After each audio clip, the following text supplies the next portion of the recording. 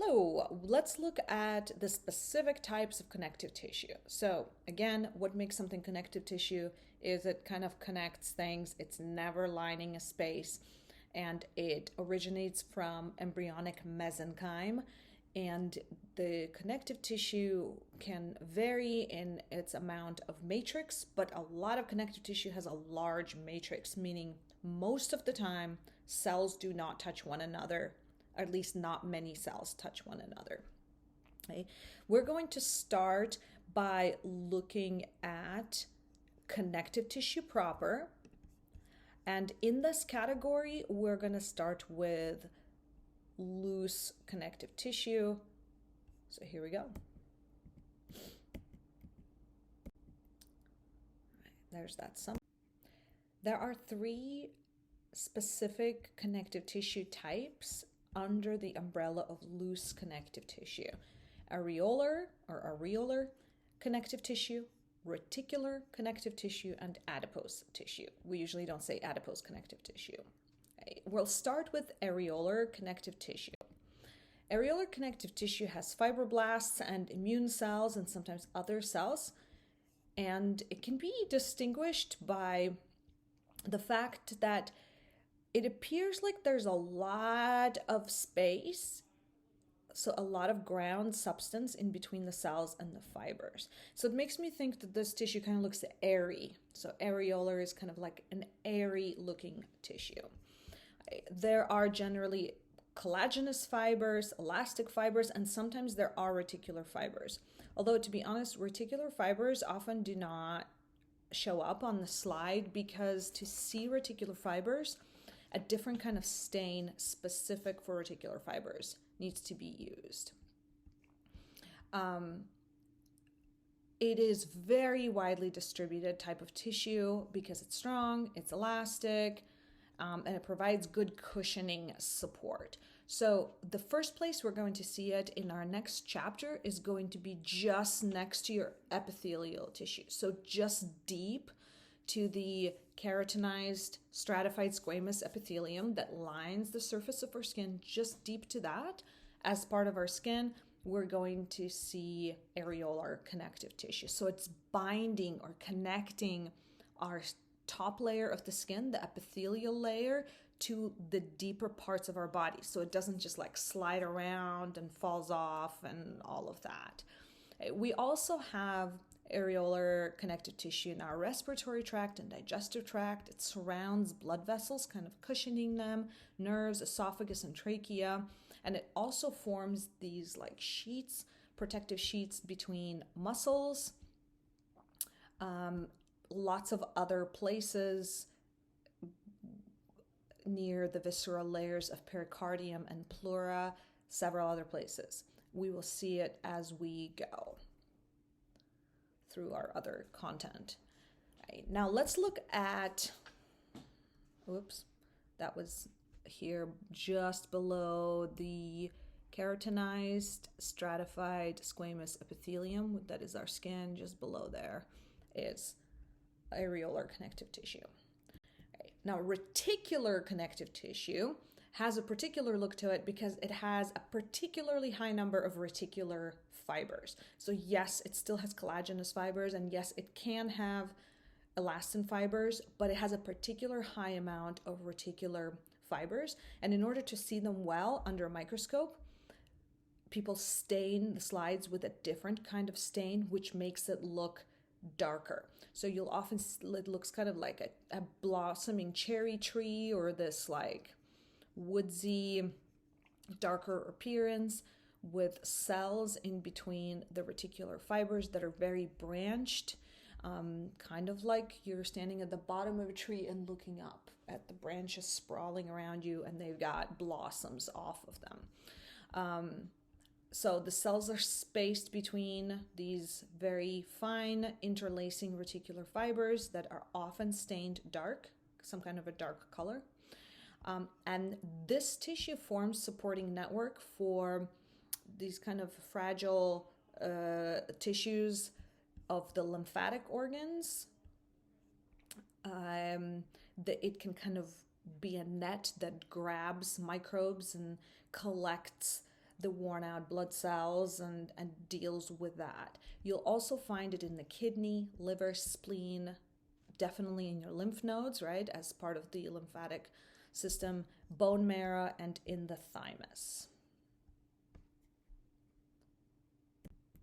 Adipose tissue, sometimes here it says adipose connective tissue, but we normally just say adipose tissue, consists almost exclusively of these large round cells that store triglycerides or other fat inside of them. So there's a big fat droplet in the cell to the point where you can only see the nucleus, it's dark purple side, like squished to the side. One tricky thing that can happen here is that students will think, oh, hey, that's a hollow space, because it does look hollow because the fat droplet is see-through. You'll think, oh, that's a hollow space, so that must be lined by maybe simple squamous epithelium. And I totally see you. It is tricky. So one thing that will help is to look for this dark round structure around each circle. And you will see that this is a nucleus. It stains dark purple with this pink stain, and there's one for every circle being shoved to the side. Also, as we get more practice with histology, you will see that depending on the scale, it'll be easier to tell that these are relatively small, not as big as most open spaces that you will see. But still, look for that nucleus. The whole point of the cell, of these cells, is to store fat, right? Reserve energy storage. And we have this type of tissue, this adipose tissue, around places where we need more cushioning, right? So I'm right now looking at my cat, and cats have these primordial pouches where they have some extra adipose tissue that is to protect their viscera if they were to be attacked, because their abdominal pelvic region does not have a bony protective cage around it.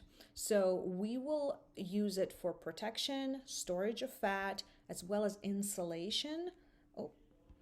And we find adipose tissue deep to the skin, in the breast, surrounding the eyes and kidneys, and on the surface of the heart. So it generally will appear white when you're not looking at it under the microscope. Okay, so those are the three loose connective tissue types: adipose, reticular, and areolar. Pause here to see if you can kind of describe the look of and the main function of the three different loose connective tissue types. Did you pause? Okay, moving on to the dense connective tissue types, and there are three types: dense regular connective tissue, dense irregular connective tissue, and elastic connective tissue. Now, what is the classic appearance of these tissues is that they still don't have a ton of cells, but they have a lot of fibers. The fibers are almost taking up all of the space in between cells, so there is not a lot of ground substance. So let's get started with the most obvious example of this, which is dense regular connective tissue. You can see that it is dense. You have these fibroblasts here, the cells, and then in between them, lying parallel to one another, you have a lot of collagen fibers. And they are taking up almost all of the space between the cells. You can't really see ground substance. You can't really see space between the fibers, and they're all lining in about the same direction. That's what makes it regular dense connective tissue. Fibers are lying parallel to one another. Okay, so it's regularly arranged parallel bundles of collagen fibers, and there are a few fibroblasts that you can see in there. These are very, very strong, not elastic tissues that are found between structures, so holding things together very, very strongly, where there can be a lot of force. And you will see this in a tendon.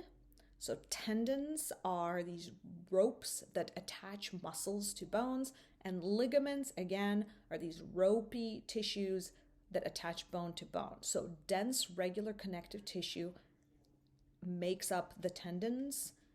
Dense, regular connective tissue makes up the ligaments. And you saw that cadaver foot in a previous part of this lecture, and it was shiny and white. Those were tendons and ligaments. Now, dense, irregular connective tissue has very similar kind of a function. However, the numerous fibers, they are not totally parallel to one another. They lie in, they bundle, but the bundles go in several different directions. And so it will kind of look like abstract art over here. You do not see a lot of visible cells, and there's not a ton of ground substance, but you can generally see some of this kind of white space that looks like ground substance. The reason why these collagenous fibers are going in all different directions is... Oh, shoot.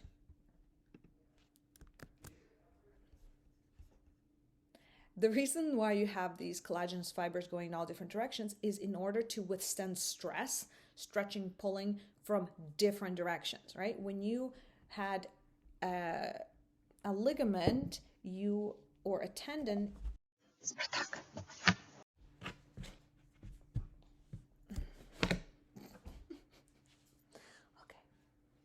Okay. This cat has an affection for my keyboard, and only when I am using it. All right.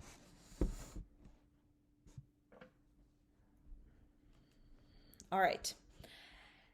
We want to withstand stress from multiple different directions. For a tendon, your muscle is pulling on a bone in one particular direction. And so you need to have the fiber, have all of its collagenous fibers lie parallel to one another to provide the most strength possible in that direction. Whereas the dense or regular connective tissue can expect equal amounts of stress from different directions, and the force can come in at a different axis. So this is found in a reticular layer of the dermis, which means very, very deep in our skin under the areolar connective tissue, which is under epithelial tissue. It's also found in fibrous sheaths around cartilage and bone. We'll talk about periosteum and perichondrium. It's kind of like a wrapping that goes around every bone and all cartilage. Also capsules that are around different viscera will have this. It's for strength, all right? And our last type of dense connective tissue is elastic tissue. Elastic tissue is more elastic than the dense regular or dense irregular, because it has more elastin fibers or elastic fibers. And so this tissue generally will stain dark and have very wavy appearance. And this is not a common tissue type, but its function is ability to be stretched and then go back to its original size, right, without losing its shape. It is only found in a few different places, but it's deep to the transitional epithelium of the bladder, right? We have to have something still stretchy but strong. Walls of large blood vessels and walls of your bronchioles in the lungs. Okay. All right. Now that we've talked about connective tissue proper types, right? There were 6 connective tissue proper types. we'll look at another related concept of fascia, or I've heard it pronounced fascia as well. And fascia or fascia are structures that are formed from several layers of connective tissues that all kind of run parallel to each other and create this thick sheet of many layers to protect and surround organs. Okay? And we will talk more about these fascia when they become applicable in future chapters. Okay. But I just want you to be familiar with that word at this point. So, how are you going to tell these tissues apart? Okay, I hope the one that is easy for you to tell is the one that looks like bubbles with that one nucleus off to the side, and that is what? This bottom middle areolar. Oh, sorry. Gotcha. Adipose tissue, right? Fat. Okay, now what's the next easiest? And that's probably going to really differ for different people. But if you see a lot of wavy things,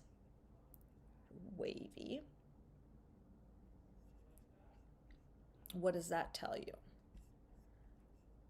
It's very, very dense looking but wavy, right? Elastic tissue. What if it's very dense looking but not really wavy, doesn't have those dark curls? That is dense, regular connective tissue. Where it just looks like a lot of pink with some white going in every different direction, it's dense, irregular connective tissue. And then we have that tree-like look, fibers that stained very dark. What's that? Reticular connective tissue. And the one that just looks kind of random, but to me it looks airy. It's not too dense and it's kind of all over the place. It is areolar connective tissue. Please pause and, in your own words, describe the three types of dense connective tissue.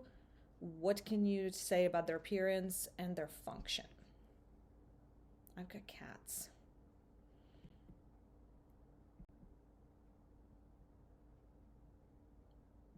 Continuing on with connective tissue, because we still have some more, is supporting connective tissue.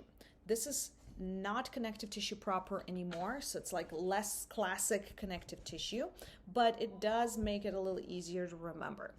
Supporting connective tissue includes cartilage and bone, both of which function to provide a strong framework for supporting the body. You're familiar with cartilage, you're familiar with bone, right? You can feel your bone, you can feel some cartilage, you are familiar with some of their general properties. One thing that is different about cartilage is that it is avascular, meaning it does not have blood vessels going through the tissue, whereas all of the connective tissue we've seen so far does have blood vessels going through it. Cartilage comes in three types: hyaline cartilage, elastic, and fibrocartilage. Okay. The main cell that maintains cartilage is called a chondrocyte. Chondro means cartilage, cyte means cells. So cells of cartilage are called chondrocytes, and it is important that you know that term at this point. And we will have around those chondrocytes, we will have the matrix, which is dense network of fibers, and the ground substance is gel, and that ground substance is called chondrin. Okay, a couple of other terms here, and that is there's like a little lake, a little space in the middle of that gelatin chondrin, that ground substance, where the chondrocyte or chondrocytes are, and that space where the chondrocytes are within the ground substance is called lacuna, meaning a lake, right? So lacunae with the AE ending is a plural of lacuna, right? So space where the chondrocytes are found. And finally, I've mentioned this term before, perichondrium. Peri means surrounding or around. Perichondrium, around chondro, the cartilage. There is a very thin layer of tissue surrounding around, like a wrapping around the cartilage. It's called perichondrium, and it's made of dense, irregular connective tissue. So let's take these types of cartilage one at a time, starting with hyaline cartilage. This is the most prominent type of cartilage. And hyaline cartilage has very obvious chondrocytes. You can see them here. And lacunae, you can't see the lacunae there. You just know if the chondrocyte is there, that means it's in a lacuna. And there are fine collagen fibers in between them, but they're so thin that you cannot see them, so they're not visible. Meaning, on a regular slide under the microscope, you will see stuff stained, but you will not see rope structures. You don't see the fibers. This type of cartilage is really good at reducing friction and shock absorption. It's relatively flexible and strong, so it can provide support while having some flexibility. We have hyaline cartilage at the ends of most of our long bones, and we'll talk about that in a future chapter. We also have it in our respiratory tract, nasal cartilage, ribs, sternum, right? So in trachea as part of our respiratory tract, kind of has this like, if you take one of those, oh my gosh, I don't know any of these words. It's kind of like a plastic tube, and it can kind of fold in and out like an accordion, has that texture. That is very similar to the texture of trachea, and maybe you saw that on the rat during the rat dissection. When we were still developing, so when we were all fetuses, most of our skeleton was made out of hyaline cartilage. Okay, so all the bones were not bone, they were cartilage at the time.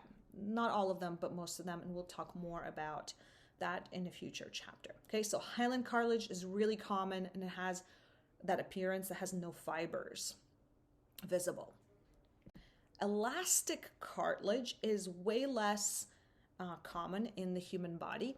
It has a lot of prominent chondrocytes in lacunae. Again, you can't really see the lacunae, you just know that they are there. And there is generally dark staining elastic fibers in between that are visible. And this type of tissue is really strong, but also particularly flexible. It's particularly flexible.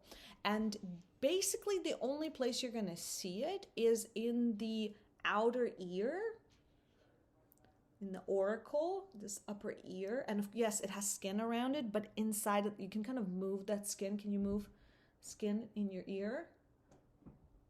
And you can tell that in between the two layers of skin, like sandwich bread is the skin, but the filling of the bread is the elastic cartilage. The other place where we have elastic cartilage is epiglottis in our throats. Okay. The third type of cartilage is called fibrocartilage. And the reason it's called fibrocartilage is because it has chondrocytes in lacunae again, but a lot of collagen fibers visible in between those cells. And this makes it a very strong type of tissue, especially against like grinding pressure. This is found in between your vertebrae, these intervertebral discs, or at least part of the intervertebral disc is made out of this tissue. We will talk specifically about intervertebral discs in a future chapter. It's also found in between your two pubic bones, the pubic symphysis in the middle, and it is found in the menisci of your knee. If you've known anyone who has a meniscus injury, a knee meniscus injury, it's a common, especially if you're doing sports, then those meniscus structures, called menisci for plural, are made up of fibrocartilage. Okay, fibrocartilage, intervertebral discs between the vertebrae, between your pubic bones, so pubic symphysis at the bottom, you have these two, think of your hip bones. There's like two hip bones and they're connected right here. And right there, they have a little bit of this fibrocartilage. And in your knee, these knee pads in between your femur and the lower leg. Okay. Here I have a slide that you can't read super duper well, maybe in this video, but you can check them out as you study the PowerPoints that compare the three types of cartilage visually and functionally and reminds you where their locations are. So you do need to be able to distinguish them visually on a microscope slide, like actually using a microscope. You need to give me an example of at least one place for now, at least one place where you can find each type of cartilage, and you need to tell me how their structure relates to their particular function. Okay, and we're almost there. We're almost done with connective tissue, but let's move on to bone. Bone is also called osseous tissue. So os anything means bone. Bone is going to be studied more deeply in a future chapter. What makes bone special is that its ground substance is solid. It does contain a lot of collagen fibers, and they're really important to keep the structure, but there are these crystals of calcium phosphate type crystals. We'll learn specific names for this in the future. These crystals, they attach themselves onto those collagen fibers to create the solid structure that we have in between the cells. The cells are called osteocytes, and they are also in lacunae. Right here, it's like, what? This dark spot with little like projections from it is a lacuna. It means a spot where a cell will sit. Lacuna means lake. This is probably a sample that is dried out, so it might not have a cell in there, but when this bone was alive, it had a cell in that lacuna, and that cell was called osteocyte. Here's another lacuna, which would have had another osteocyte. Here's another lacuna, which would have had another osteocyte. Okay. This, in the middle space, it's where blood vessels would be running, so that is not where a osteocyte would live. The function of bone, you probably know, it's to support your body, protect your internal organs, right, in little cages. Movement, provide the levers onto which the muscles can move so you can move your body. Here we have an illustration, and this illustration is showing you a type of osseous tissue or type of bone called compact bone, because all the bone parts, the matrix of bone tissue is really, really dense and close to each other, and there's not any big spaces. That's what makes it compact, so we call it compact bone.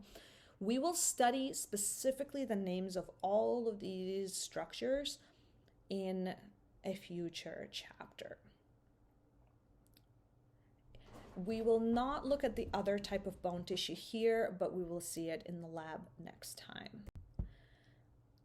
All right, comparison of bone and cartilage. They do have very similar structures, right? They both have lacunae, the little spots, little lakes. Lacuna means lake. Little lakes where the cells sit. In cartilage, those cells are called chondrocytes. In bone, they're called osteocytes, and there are a lot of other similarities, and you can familiarize with them here, but we will study them more in the future. Finally, the fluid connective tissue is blood and lymph, and they will be studied not even in this course, in a future course, but we do want to know that blood and lymph, they are tissues that are liquid, so they do not have any visible fibrous proteins. They don't have big, thick structures that you'd be able to see. So you would just see the individual cells of blood and lymph.